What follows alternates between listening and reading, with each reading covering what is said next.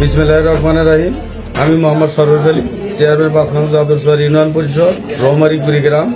আমি বিগত তিনবারে নির্বাচিত চেয়ারম্যান।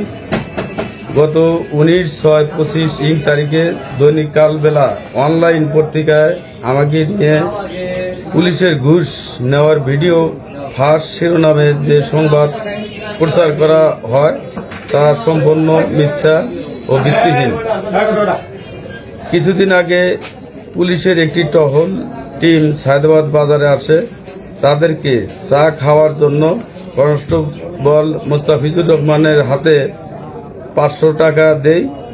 এটা কে বা কারা খারাপ উদ্দেশ্যে ভিডিও ধারণ করে মিথ্যে সংবাদ প্রচারের সহযোগিতা করে। আমি এই সংবাদের তীব্র ও প্রতিবাদ নিন্দা জ্ঞাপন করছি এবং যে বা যারা এই সংবাদ মিথ্যার সংবাদের সাথে জড়িত তাদের বিরুদ্ধে আইনগত ব্যবস্থা নিচ্ছি।